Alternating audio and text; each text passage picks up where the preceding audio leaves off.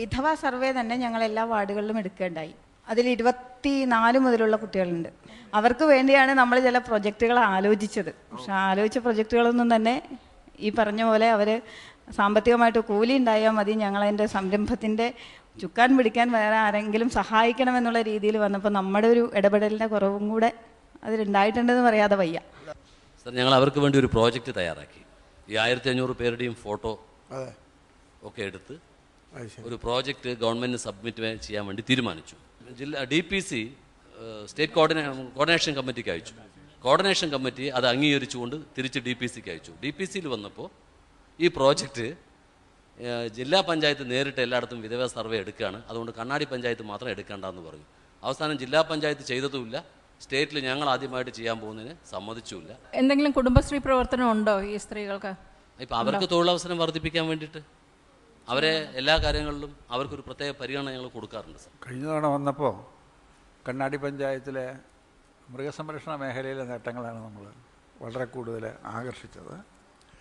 അതിൽ തന്നെ ഇപ്പോൾ ഞാൻ ഈ ഫിഗേഴ്സ് നോക്കുമ്പോൾ ഈ അടങ്കൽ തുക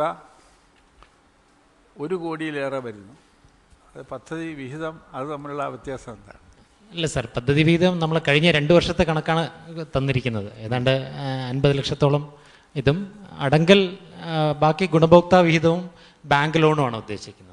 അല്ലാതെ അവിടെ ഈ ഇത്ര ഭംഗിയായി ആനിമൽ ഹസ്ബൻഡറി മേഖലയിലെ പ്രവർത്തനങ്ങൾ നടന്നതിൻ്റെ ഫലമായി ഗവൺമെൻറ് ഒന്ന് കൂടുതൽ അടങ്കൽ തുക തന്നതല്ല അല്ലേ? അല്ല സാർ, നമുക്ക് ഏതാണ്ട് ഒരു 50% ഒരു 30 to 40% മാത്രമാണ് നമുക്ക് പദ്ധതി വിഹിതമായി കിട്ടിയത്. ബാക്കി മുഴുവൻ ഗുണഭോക്തൃ വിഹിതമുണ്ട്, ബാങ്ക് ലോൺ വായ്പയും മറ്റും ഉൾപ്പെടുത്തിയിട്ടാണ് ചെയ്തിരിക്കുന്നത്. അതുപോലെ ഈ ഇപ്പം നമ്മൾ എത്ര ലിറ്റർ പാലാണ് ദിവസം ശേഖരിക്കുന്നത്?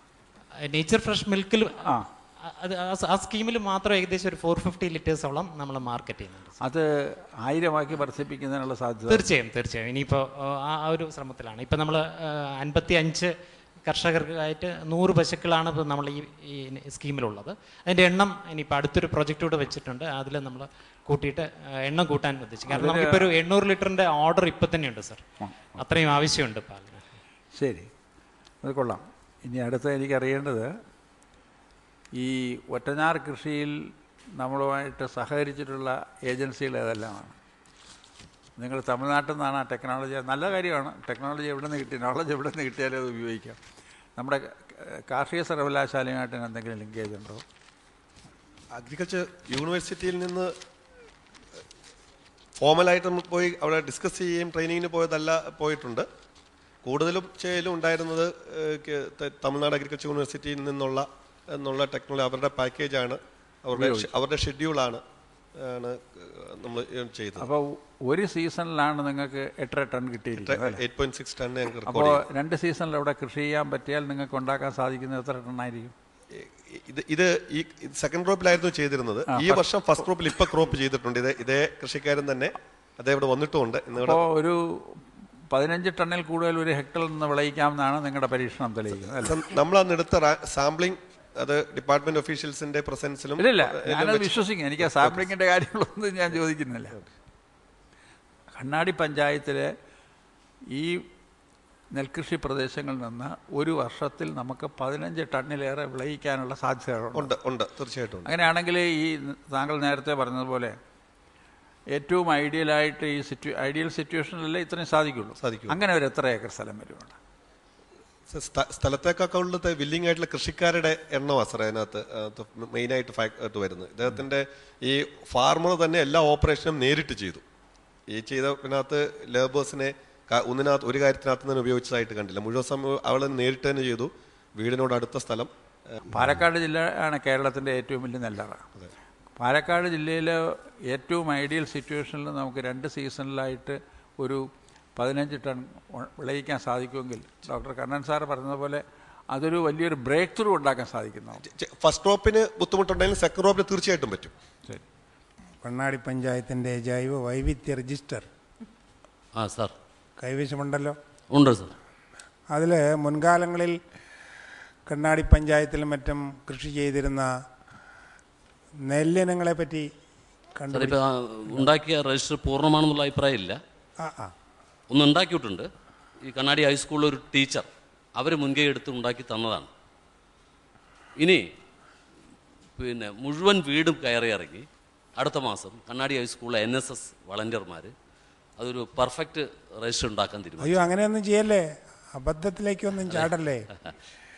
ജൈവ വൈവിധ്യ രജിസ്റ്റർ എങ്ങനെയാണ് നിർമ്മിക്കുന്നത് എന്നുള്ള ഗൈഡ് ലൈൻസും അതിനുള്ള പരിശീലനവും എല്ലാം തരാനായിട്ട് കേരള സംസ്ഥാന ജൈവ വൈവിധ്യ ബോർഡ് തിരുവനന്തപുരത്ത് ഇരിക്കുന്നുണ്ട്.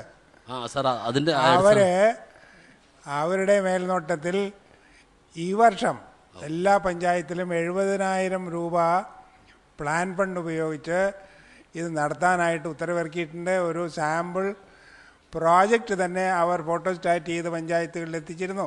അവരെ സഹായത്തോടുകൂടി ചെയ്യാനാണ്. അല്ലല്ല, അതേ ചെയ്യാവൂ. നിങ്ങൾ വീട് വീടാന്തരം നടന്ന് കുട്ടികളൊന്നും ഇറക്കിയിട്ട് ഒന്നും ചെയ്യുന്ന കാര്യമല്ല. അത് ഈ ഓരോ വീടുകളിൽ മറ്റേ സർവേ ചെയ്യുന്ന മാതിരിയല്ല.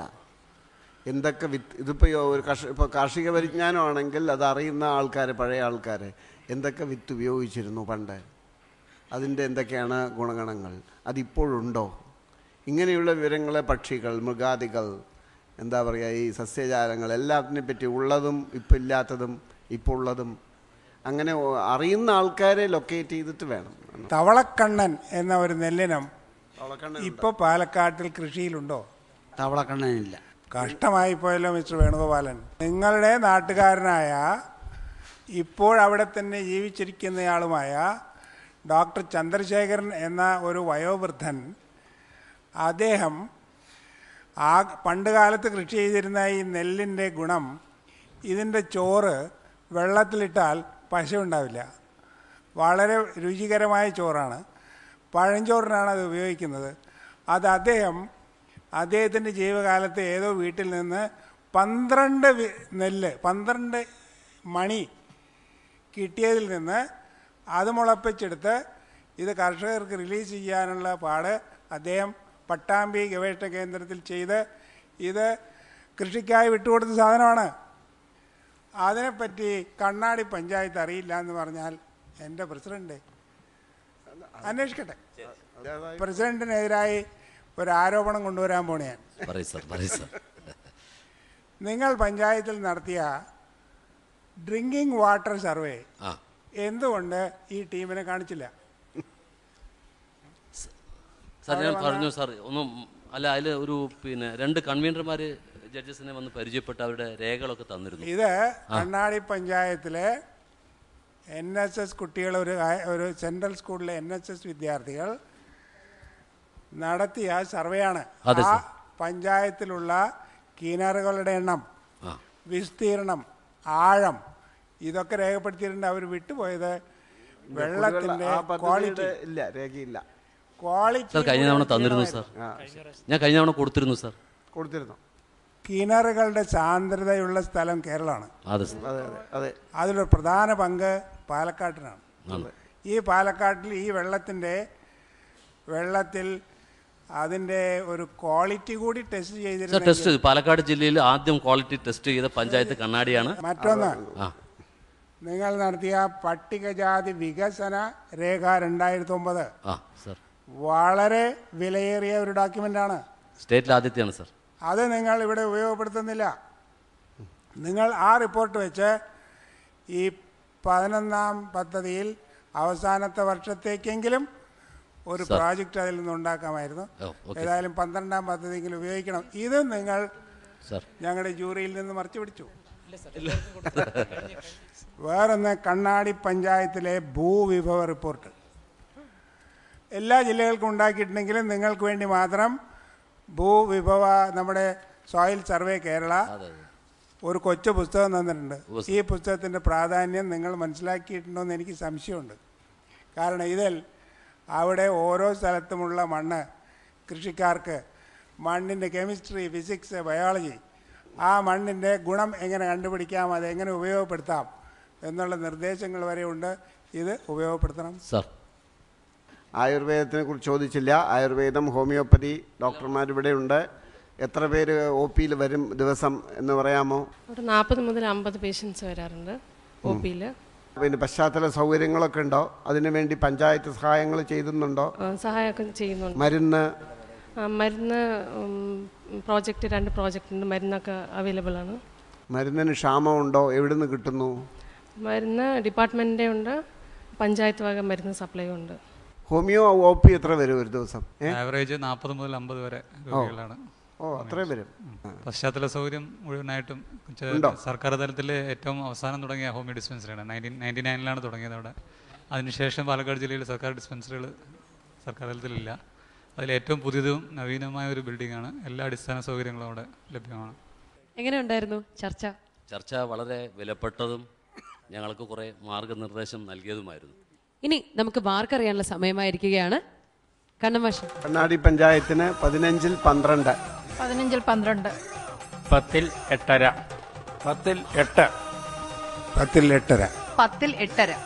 ഇനിയുള്ള 20 മാർക്ക് നമ്മുടെ ജൂറി അംഗങ്ങൾ പഞ്ചായത്ത് സന്ദർശിച്ചതിന്റെ അടിസ്ഥാനത്തിലിട്ട മാർക്കാണ്. അതിൽ 10 മാർക്ക് ചെക്ക് ലിസ്റ്റിനും, അതായത് പഞ്ചായത്ത് അവരുടെ പ്രാഥമിക കർത്തവ്യങ്ങൾ എങ്ങനെ നിർവഹിക്കുന്നു എന്നുള്ളതിനും, പിന്നെയുള്ള 10 മാർക്ക് ഓവറോൾ അസസ്മെന്റിനുമാണ്. ആദ്യം ചെക്ക് ലിസ്റ്റിന്റെ മാർക്ക് അറിയാം. ചെക്ക് ലിസ്റ്റിന് കിട്ടിയേക്കുന്ന 8.4, ഓവറോൾ അസസ്മെന്റിന് 10-ൽ 8. കണ്ണാടി ഗ്രാമപഞ്ചായത്തിന് 90-ൽ 73.9 മാർക്കാണ് ലഭിച്ചിരിക്കുന്നത്. സന്തോഷമാണ്, വളരെയധികം സന്തോഷം. ഇവരുടെ പ്രവർത്തനങ്ങളൊക്കെ നിങ്ങൾക്ക് ഇഷ്ടപ്പെട്ടെങ്കിൽ തീർച്ചയായും കണ്ണാടിക്ക് SMS അയക്കുക.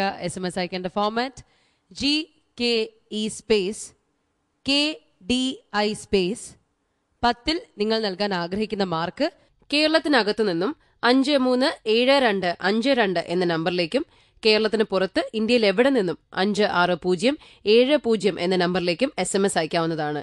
ഈ പഞ്ചായത്തിനെ സപ്പോർട്ട് ചെയ്ത് SMS അയക്കാനുള്ള സമയപരിധി ഇന്ന് രാത്രി 9 മണി മുതൽ നാളെ രാത്രി 9 മണി വരെ മാത്രം. വിതയ്ക്കാൻ ആളെ കിട്ടിയില്ല, വിതച്ചത് കൊയ്യാനും. കൊയ്ത്ത് കാണാൻ എത്തിയില്ല കുറ്റികൾ. മെതിക്കാൻ ആളെ കിട്ടിയില്ല, മെതിച്ചത് പാറ്റാനും. കൊത്തിപ്പെറുക്കാനും കൊക്കിപ്പാറാനും എത്തി നോക്കിയില്ല കോഴികൾ. യുവകവികളിൽ ശ്രദ്ധേയനായ മോഹനകൃഷ്ണൻ കാലടിയുടെ ചോറ് എന്ന കവിതയിലെ വരികളാണിത്. ഗ്രീൻ കേരള എക്സ്പ്രസിന്റെ ഇന്നത്തെ അധ്യായം പൂർണ്ണമാവുകയാണ്. മറ്റൊരു വികസന കാഴ്ചയുമായി വീണ്ടും അടുത്ത എപ്പിസോഡിൽ. നന്ദി, നമസ്കാരം. ശുചിത്വ കേരളം, സുന്ദര കേരളം, ഗ്രീൻ കേരള എക്സ്പ്രസ് നിങ്ങൾക്കായി അവതരിപ്പിച്ചത് ശുചിത്വ മിഷൻ. എന്റെ കേരളം മാലിന്യമുക്തം.